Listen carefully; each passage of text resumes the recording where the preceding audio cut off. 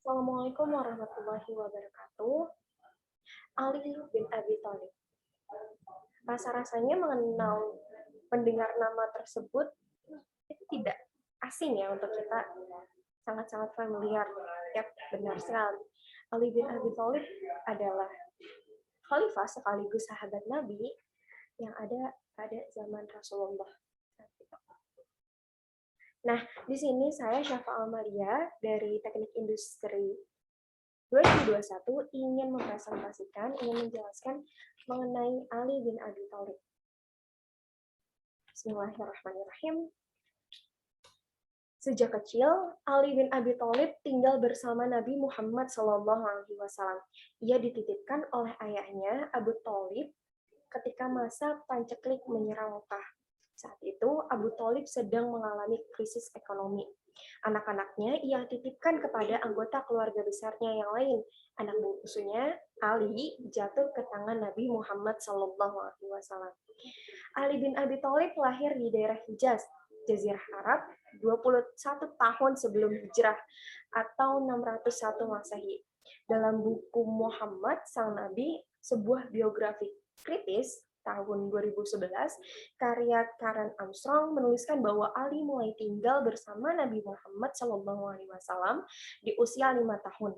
Karena Ali adalah anak asuh Nabi Muhammad SAW, ia begitu menghormati Rasulullah. Ali banyak belajar karakter Rasulullah. Karakter-karakter yang mulia melalui teladan Rasulullah. Nah, kira-kira di antara usia 8 sampai 16 tahun, ia menyaksikan awal turunnya wahyu kenabian. Nah, Ali bin Abi Thalib ini termasuk salah seorang yang mula-mula memeluk Islam. Jadi, orang yang pertama-tama golongan pertama yang memeluk Islam, atau dikenal dengan golongan as-sabiqun al-awwalun, golongan pertama awal ya. Golongan inilah yang pertama kali mengakui bahwa Muhammad SAW adalah utusan Allah Subhanahu wa taala dan mereka dijamin masuk surga, termasuk Ali bin Abi Thalib. Di kalangan pemuda Arab, Ali adalah pemuda yang pandai. Di masa itu amat jarang ada orang yang bisa membaca dan menulis, termasuk Nabi kita sendiri, Nabi Muhammad SAW. Nabi Muhammad SAW seperti yang kita tahu adalah sosok ummi atau buta huruf. Karena itulah Ali bin Abi Thalib menjadi juru tulis Nabi Muhammad SAW. Ali seringkali menuliskan surat yang didiktekan oleh Rasulullah. Jadi ketika Rasulullah ingin menuliskan sebuah surat, Rasulullah mendiktekan tuh apa yang mau ditulis. Kemudian Ali menulis.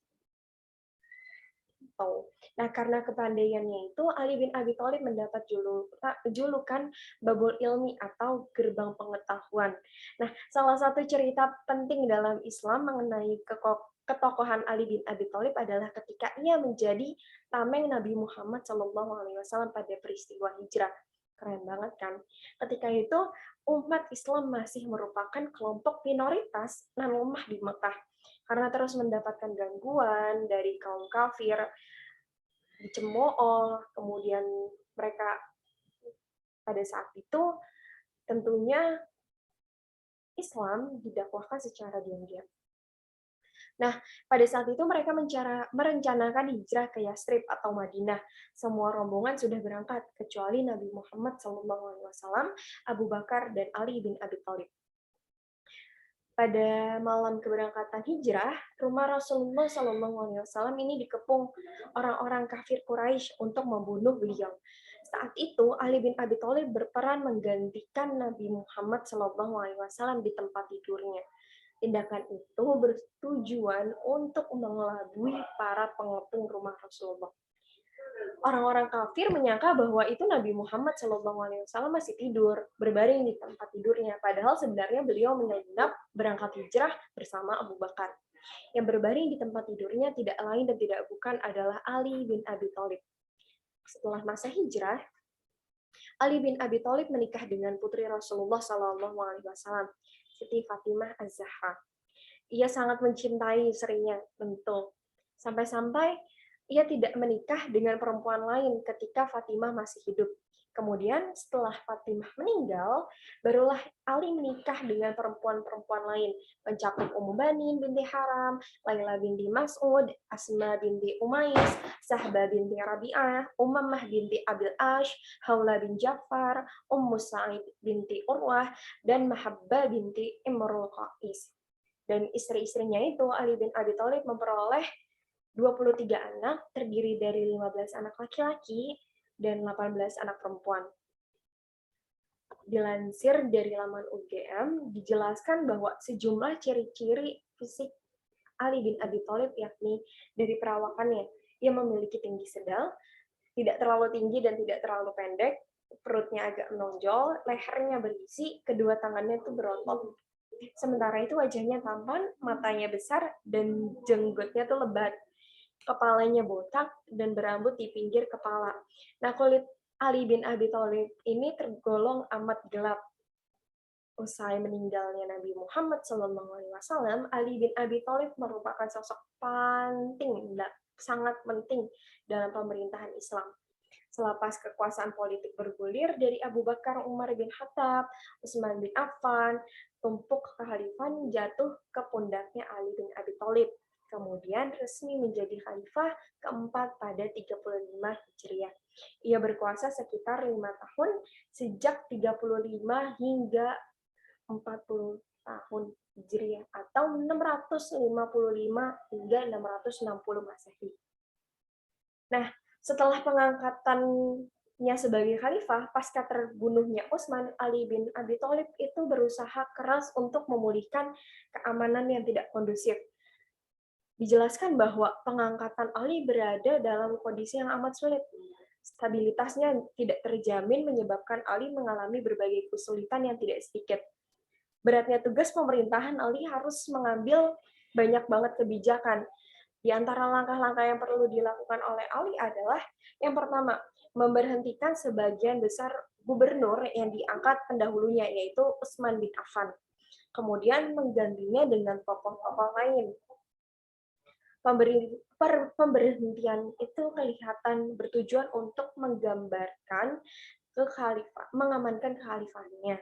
Nah, di antara gubernur yang diberhentikan adalah yang bin Umayyah dan mengangkat sepupunya Ubaidillah bin Abbas untuk Yaman.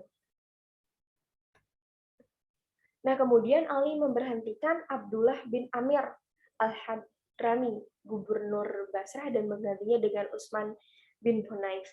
Yang kedua, kebijakan Ali yang kedua adalah menarik tanah-tanah yang dulu oleh Utsman dihadiahkan kepada para pendukungnya, dan hasil tanah itu diserahkan kepada kas negara.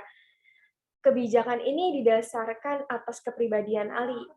Di antara lain adalah akidah yang lurus, jujur, berani, menjaga kehormatan diri, zuhud, senang berkorban, rendah hati, sabar, bercita-cita tinggi, adil, dan lain-lain. Sungguh mulia juga bukan sosok Ali bin Abi Thalib ini. Nah, kebijakan yang ketiga selanjutnya adalah menghadapi para pemberontak, kebijakan-kebijakan yang diterapkan Ali bin Abi Thalib. Ternyata itu nggak memuaskan semua pihak. Beberapa kelompok yang tidak puas akhirnya melakukan pemberontakan. Sedikit-dikitnya dua pemberontak besar pun harus dihadapi oleh Ali bin Abi Thalib, yakni Perang Jamal atau biasa kita sebut atau terkenal dengan Perang Unta, dan Perang Siffin. Perang Jamal ini merupakan peperangan menghadapi Talha, Zubair, dan Aisyah yang tidak puas terhadap kebijakan yang diterapkan oleh Ali bin Abi Thalib. Mereka kecewa terhadap Ali bin Abi Thalib yang tidak mau menghukum para pembunuh Utsman bin Affan. Setelah perundungan damai yang dilakukan oleh Ali gagal, akhirnya perang pun berlangsung. Alhasil, Ali bin Abi Thalib berhasil mengalahkan lawannya, Talha, Zubair terbunuh, sedangkan Aisyah ditawan dan dikirim ke Madinah. Selanjutnya ada Perang Siffin. Perang Siffin merupakan perang yang dilakukan di Siffin menghadapi Muawiyah yang merupakan gubernur Damaskus, yakni Muawiyah melakukan perlawanan terhadap Ali bin Abi Thalib bersama sejumlah bekas pejabat tinggi yang kehilangan kedudukan dan kejayaannya. Perang ini diakhiri dengan tahkim atau arbitase tahrim ini tidak menyelesaikan masalah, melainkan memunculkan golongan baru yakni Al-Khawarij, yakni orang-orang yang keluar dari barisan Ali bin Abi Thalib.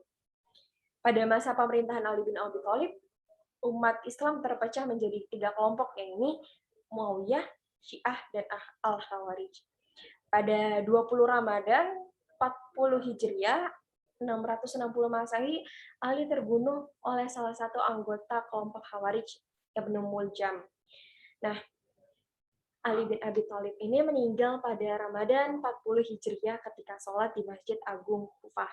Ia diserang oleh Abdurrahman bin Muljam dengan pedang yang diberi racun ketika sedang sujud sholat subuh.